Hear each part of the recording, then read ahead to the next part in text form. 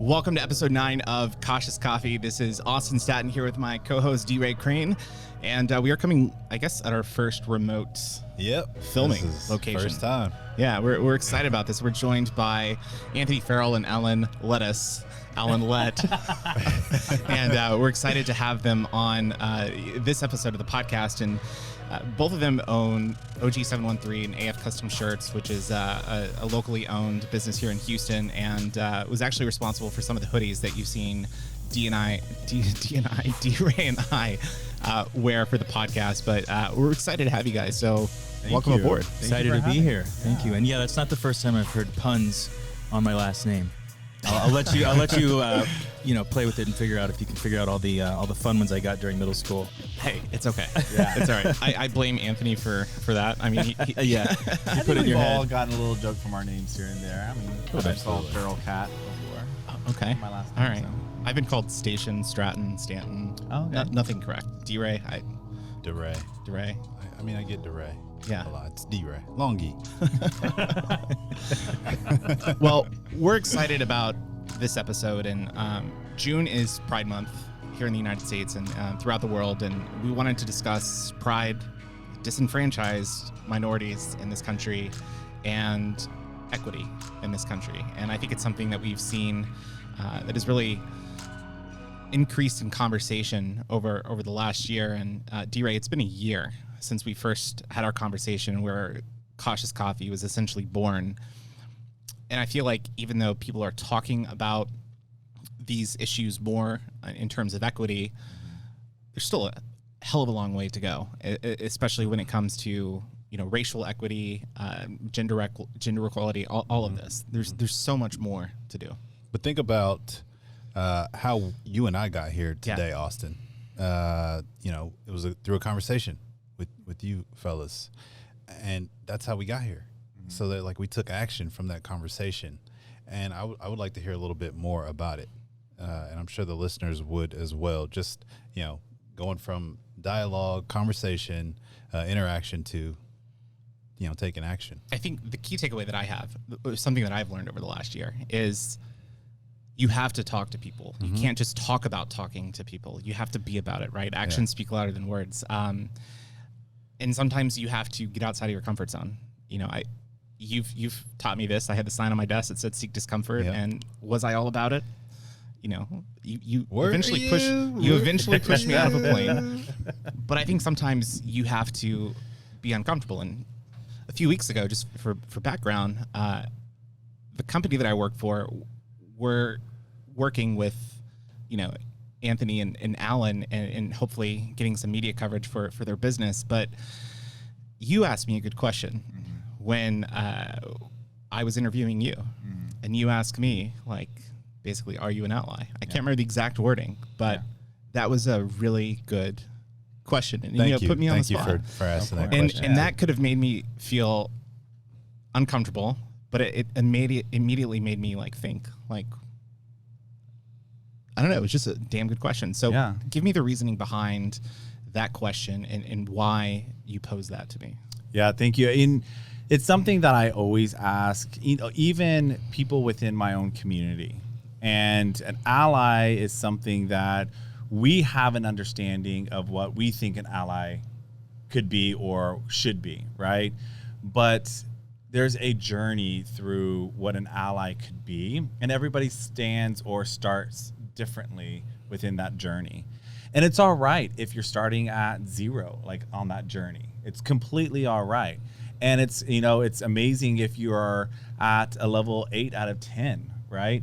For me, it's more around, are you able to at least be open-minded and have a discussion without throwing, whether it's your beliefs or what you've been raised on. It's more of hey, let's grab a couple of beers. Let's, as human beings, sit down and have a conversation. Like a shock. We're not different. Exactly, right? Surprisingly. There's a lot of things that, a lot of experiences that we might have that the other person might not have or have gone through. But overall, what I've learned through the past couple of years in my journey as a gay man myself is that even within my own community, I have to be an ally to the rest of the communities out there.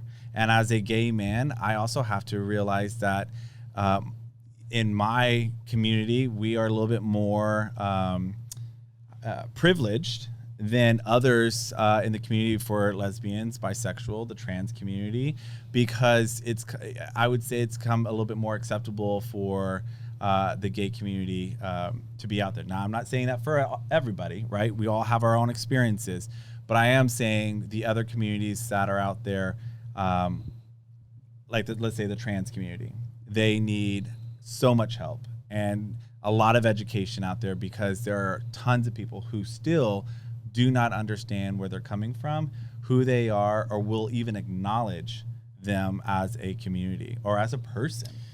Yeah, and just to illustrate something that happened very recently on that was I don't know who was behind the redesign of the pride flag to include the intersex communities insignia, their flag with the purple circle and the yellow.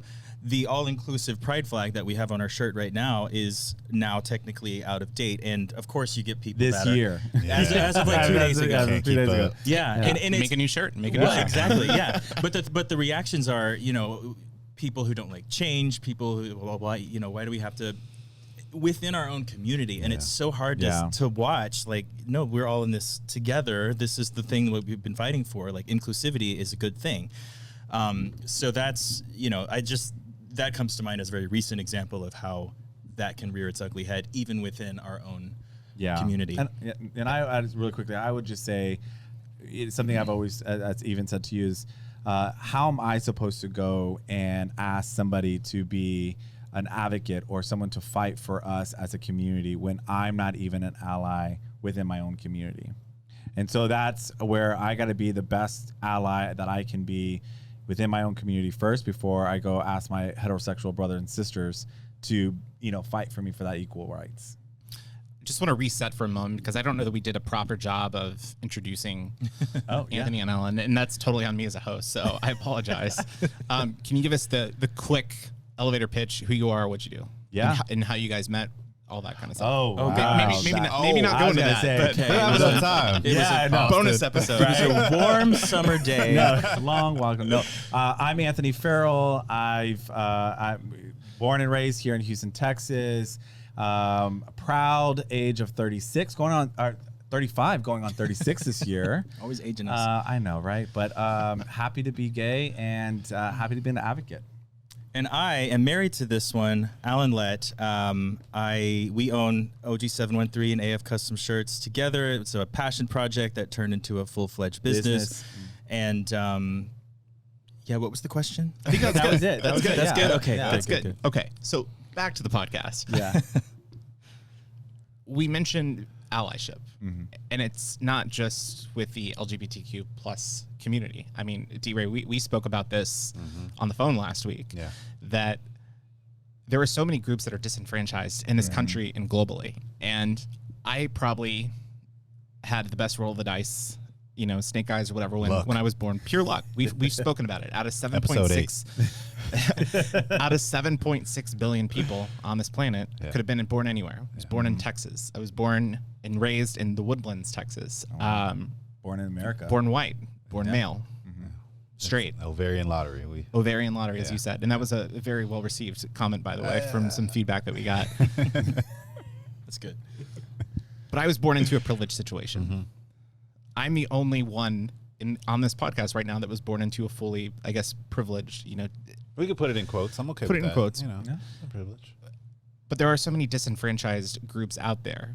Why is it important for us to maybe get outside of our comfort zone and have conversations with people that are different than us and learn about who people are, where they've come from, the struggles that they've had, the struggles that their grandparents had, great-grandparents have had.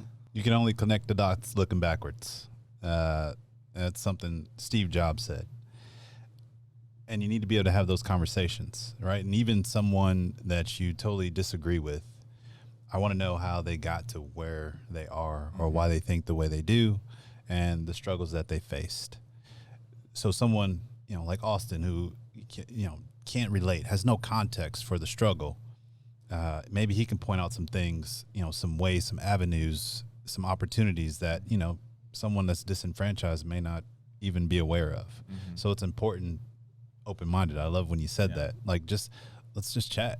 I'm not going to slam the door in your face.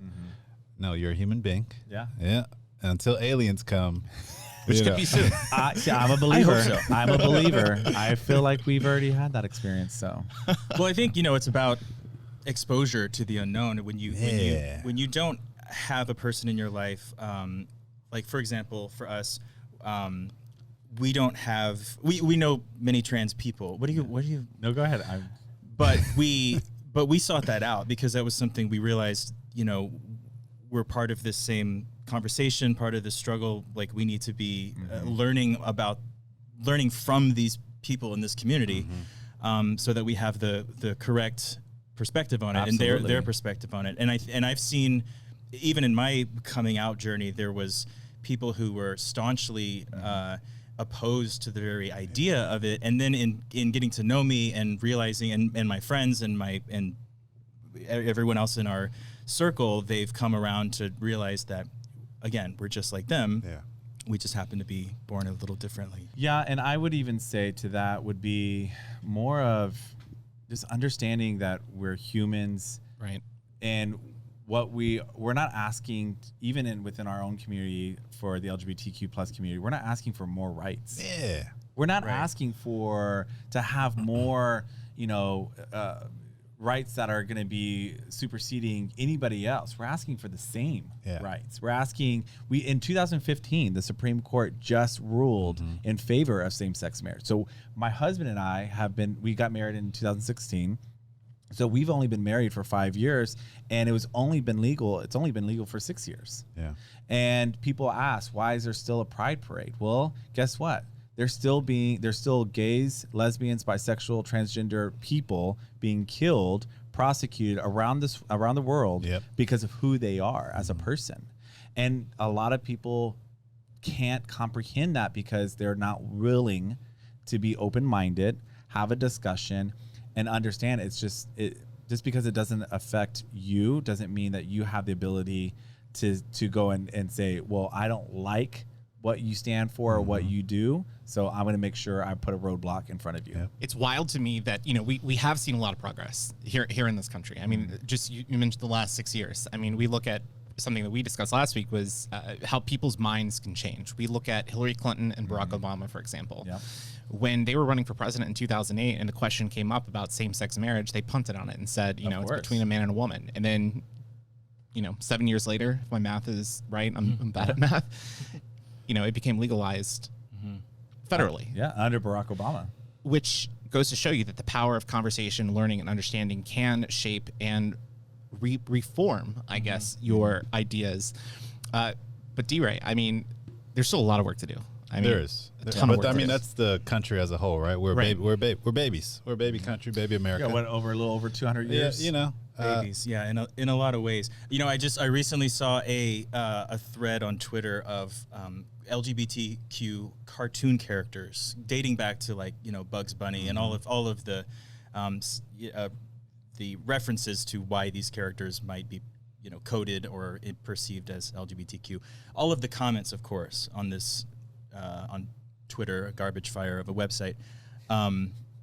It's not that bad. It's not. I don't know why. I don't know where that just came from. Dramatic. Thank you, DeRae. But kind of, I got worked up reading these comments because people were like, "Why do we need to label cartoon characters as anything? A sexual orientation? They're cartoon characters."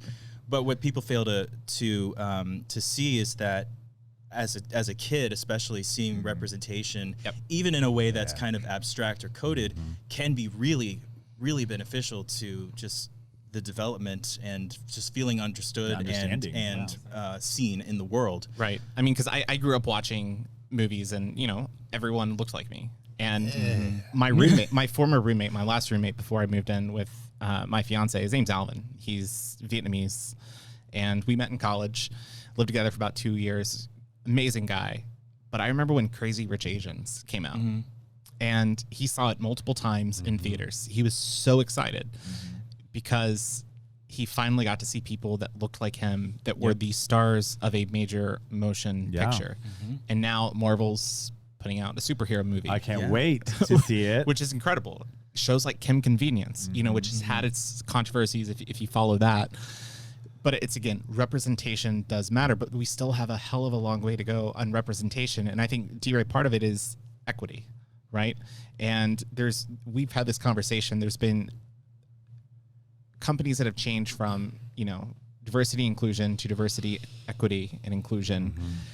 And that's because even though legally we might have the same rights, some people are coming from a built-in disadvantage. Yep.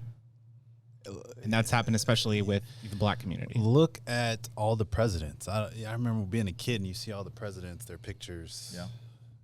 There weren't any black ones. So when you speak to that and how representation matters, you know, no little black kid is thinking I want to be president when I get older. And if a white man can't see, hey, I'm on the winning team, because you are winning. Yeah. Being born as a white man in America, and then looking at someone who's disenfranchised saying, well, you know, pull yourself up by your bootstraps. I'm like, whoa. Right. Let's connect the dots looking backwards. Okay, let's look at, the Constitution. Boom. You know that document? Do you know that's like America was founded upon it, right? Okay, now let's look at what Black Americans especially, being that they've been here since the beginning. Yeah, absolutely. All right, so slavery, let's not account for it because it was a business model. Got it. But let's everything after the slaves were freed. You know, what roadblocks were built in to where, like, a black person, family, there are no old money black families in this country. How is that not odd? Why is that? Well, let's look at all those barriers that were put into place. And I think we're going to get into this in episode 10, which is more on education, but we're going to touch on all that. Oh yeah. But part of it comes down to, you know, what we learn in school. I think I remember there was this quote from Maya Angelou, and it was during, I think, Clinton's first inauguration. It was, history, despite its wrenching pain, cannot be unlived, and if faced with courage, need not be lived again. That was good. Impressive. Yeah, I it was high school, memorized it for a speech. So 20 years later, it still sticks with me. Oh my God, it's been 20 years.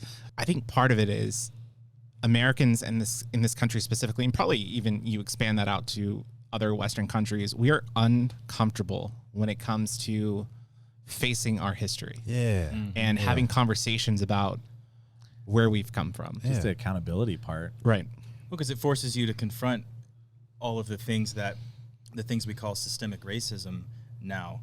It blows my mind that people don't see that. There are people out there who don't believe that's a thing. Right. When it's so clearly, when you zoom out and look at it, it's so clearly just every word is chosen with that in mind. I mean, the farther back you go, the worse it is. But and I would even say, to just take it a little bit further, you have lawmakers, current lawmakers trying to rewrite history because they don't want to teach certain things within school.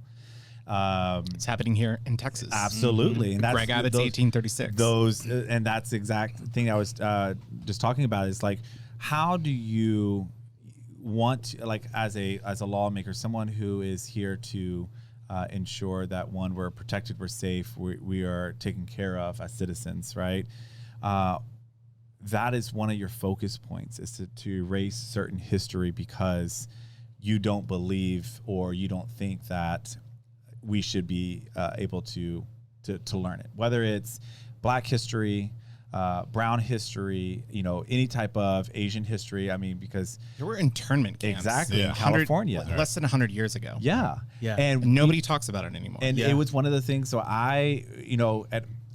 when I was in college is when I really learned how bad Christopher Columbus truly was. Yeah. We spoke about this last week. I mean, you look back on the American history and it doesn't match the narrative. It doesn't match the narrative. All, so first off, you've got genocide that essentially happened. Yeah. You know, and it was, perhaps it wasn't intentional. You know, it was disease in most cases, which tragic, and that happens.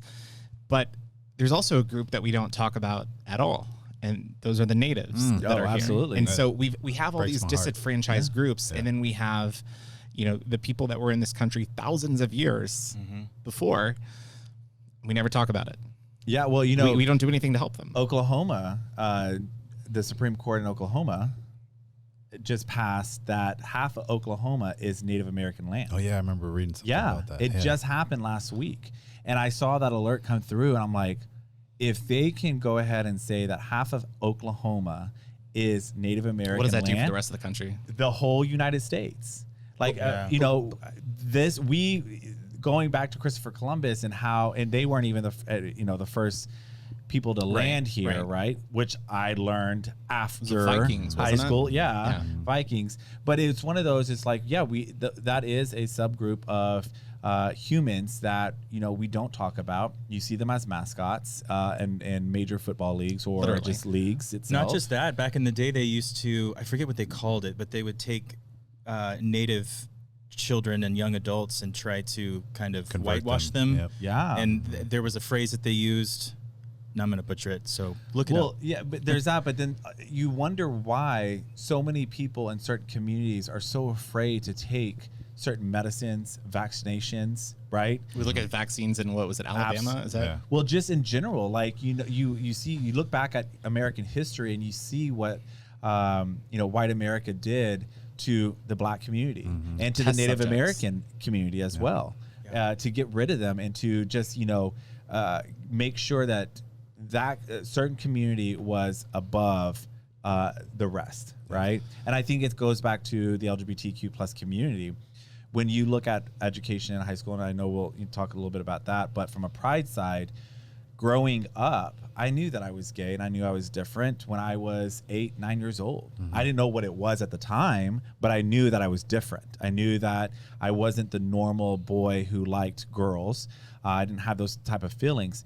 But as I was going through sex education in 8th grade, going into high school, that's when we started.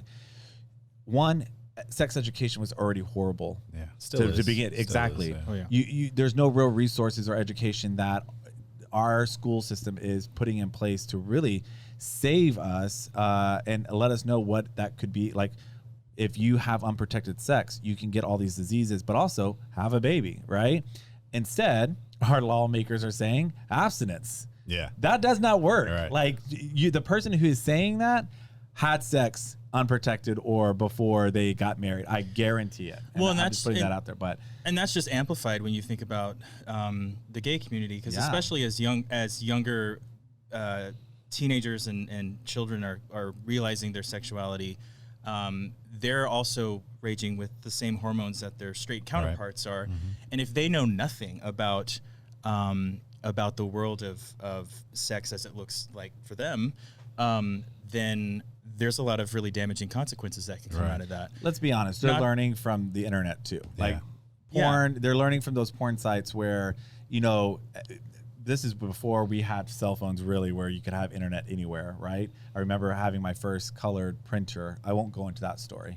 But I will say, though, these kids who are growing up, whether they're straight or in the gay community, there's not correct resources available to them to make them think this is the place I can go to for help.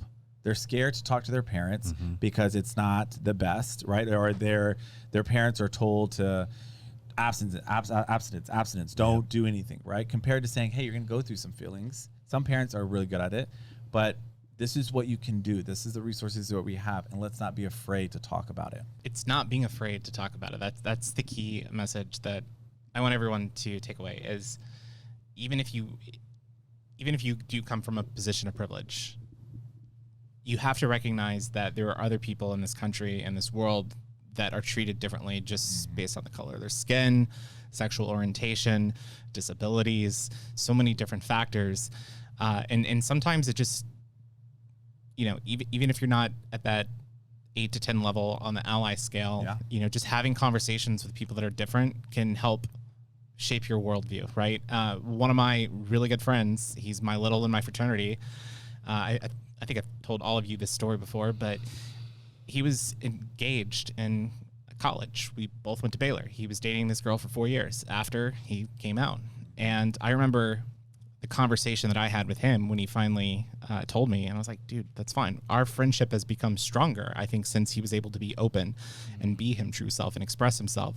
But there are people in this country that can't express themselves or don't have the ability to. And I just think back to another story real quick, and then I'll pass it along. But my dad, he was probably, he's not like an advocate against same-sex marriage, but he's, the Bible says man and woman. That's his philosophy. And, so problematic. Yeah. And he thinks, I don't want to speak for him, but my perception is that he thinks if you're gay, you're different. And maybe not necessarily in the best way. And I remember when my parents' house flooded in 2017 during Hurricane Harvey, my friend came over with his brother to help clean out their house. Yeah. And my dad afterwards was like, hey, he's just like us. And I was like, yes, Dad. Surprise. He's human. I think that was probably like one of the first gay, or at least openly gay people that he's had a conversation with. Yep. And so DeRae and I had this conversation about my dad, especially with, the Black Lives Matter, Major League Baseball players kneeling last year, football players kneeling, and he just doesn't get it. And we've had arguments about it before. Yeah. And I think it comes down to having conversations with people, asking them what they've gone through, asking maybe what you can do to be supportive of their cause or that person as an individual. And just understand that freedom, like it belongs to everybody. Yeah. La-di-da-di, everybody. Not just white Americans. And just because we do have, a conflicting story or history doesn't make people bad. It just kind of was what it was. Cool, but we don't have to be that way anymore, right? Yeah. We're evolving, we're getting better. And just to be able to have that open conversation, right? Someone who disagrees with that lifestyle or your background or your struggles, but understand that freedom, right, is like that's the end goal. And in order for us to be free, everybody has to have the same rights. And we discussed this again on a few episodes past. DeRae will probably remember it exactly. But despite all the flaws that this country has, we are still in so much of a better position than, being born in communist China, or a country where you will literally get killed for coming out as gay. Yeah. Or it's well, they and come grab you out the house. And I would even say, a lot of people think that, being gay, bisexual, lesbian, trans part of the trans community is a life choice or a choice. And it's not. It's something that we were born. This is something that who we are. And I talk to a lot of people, and a lot of my straight friends, will say, kind of, even my parents will say, like, lifestyle or choice or anything like that. Right. This is your choice. And I quickly educate them to say, look, living on a yacht and traveling around the world, that's a lifestyle. That's a lifestyle. I would love to do that. If any of our listeners have that connection, let us know. We'll record the next episode on your yacht. We'll go on a yacht traveling the islands of Italy. I will choose that lifestyle. I will settle for that. I love how people think that they can have that their opinion on whether or not it's a choice has any bearing on. I mean, we're here living this. We're telling you that it's not. That's still that baffles me. But I wanted to go back to what you said about the actions, because I think actions are really important when you're talking to somebody different than you in whatever context that is. But also I think at the end of the day, just the exposure, the connection with that person and the relationship that you build with that person is the most important thing. Obviously, actions will come out of that, especially if that relationship goes deeper. But I think that somebody hearing this might feel a lot of pressure to act or ask the right question, and I think that might make a lot of people kind of shut down. Yeah. Or at least I've seen that. I've been on that side of it too. Like, I'm afraid to ask that question. But in developing that relationship with somebody, suddenly that question becomes a lot more. Either it answers itself, or you feel a lot more comfortable asking. Or you just lead with, I don't know how to ask this question. Exactly. And if you've developed a relationship with that person, if you've made a connection that is meaningful, then that conversation will be really helpful for both of you. And if the wheels start turning and you're starting to ask yourself, like, internally, like, maybe how do I approach this topic or subject, that's a good thing. Yeah. I mean, that's where you can start on your journey and move along and grow as an individual. Talking about the spectrum of where you fall on that allyship, like I said, it can be at 0, right? As long as you have that open mind and you're willing to have that conversation with somebody else, right? Someone from that, I would say someone from that community would be a good start. But if you know somebody that is in the gay community that you're wanting to ask questions about the trans community, I would say, okay, cool, but try your hardest to get to somebody that's actually in that community for those types of questions. Just like I think one of you were saying, I don't speak on behalf of a certain community, right? My dad. Yeah, exactly. But it's one of those where it's like you're an ally for them to say, look, this is the resources you can go to look into. And if you need someone to talk to, I know somebody that can help you out. We're coming up on 30 minutes for this episode of the podcast. And you got somewhere else to be? No, we don't want our listeners to listen for an hour and a half for each episode. You can't leave. Part 2 coming up. But I do want to kind of wrap with this. So if there's one takeaway that you guys have, and we'll go through all of you, and DeRae, I'll let you close it out because you've always got the most powerful words. That's just how it rolls. The pressure. Save the best for last. But if there's like one takeaway that you have, whether it comes from, helping others that are disenfranchised, understanding others that might be different than you, maybe feeling uncomfortable about having conversations, or maybe even wanting to learn more about the journey on their allyship, whether it's with the LGBTQ+ community, whether it's with Blacks, whether it's with Asians, natives in this country. What is the one takeaway that you would have that you would encourage for our listeners out there? Yeah, I would say be kind and love. If for those who are non-religion or religious, those are things that as someone who's non-religious, those are the things I live by, is being kind and love those that are in need and help each other. And for those that are religious, be kind and love. And that's what it comes down to. So that's what I would leave it with. My takeaway is it doesn't matter who you are, color, skin, religion, anything like that. We're not different. If you can actually have a conversation with somebody, you can learn that there's a lot of shared interests, a lot of shared values that you have. My recommendation is two things. One, read. Learn about things that are happening in your community. Learn about things that are happening in your country, in the world, because you don't live in a bubble. And the only way that you're going to expand your knowledge is by continuing your education. It doesn't have to be a formal education, but self-taught, that kind of thing. The second thing is travel.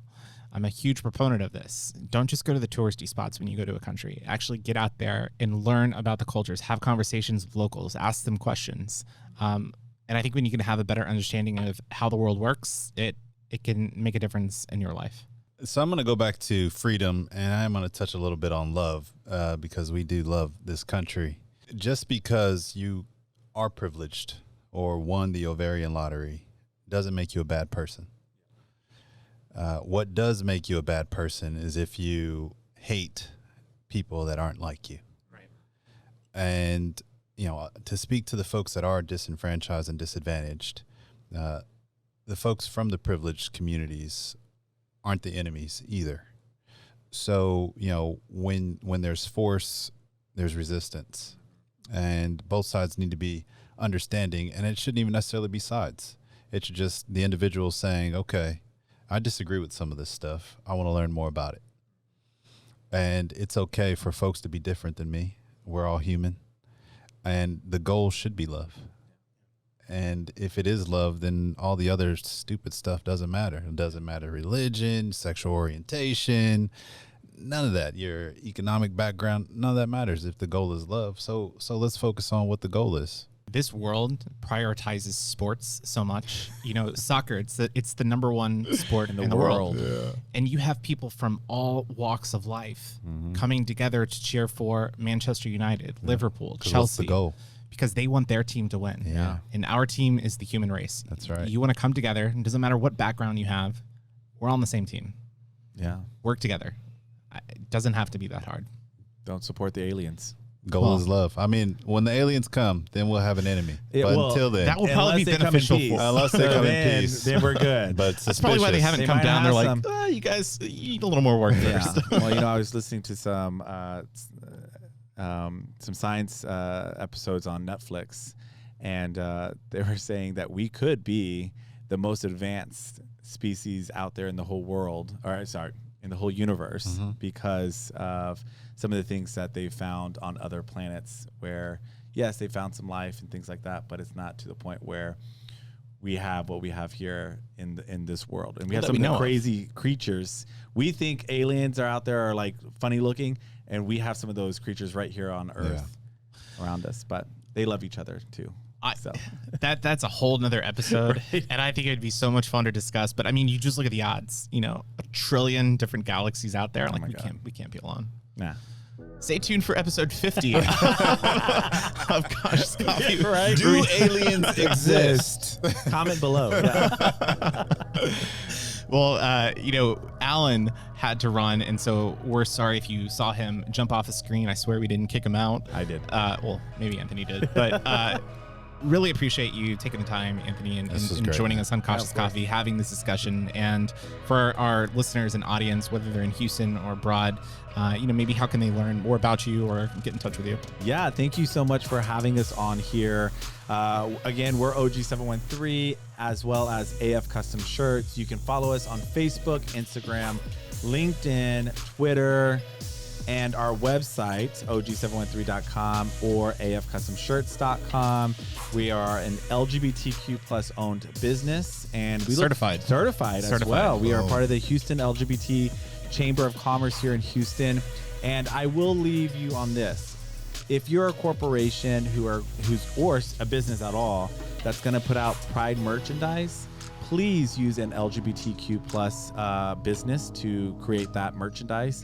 It will do wonders for that business as they continue to grow, whether it's a small business like myself or others. And same thing goes for any type of merch that you're wanting to have your employees use, whether it's for Black History Month, Asian History Month.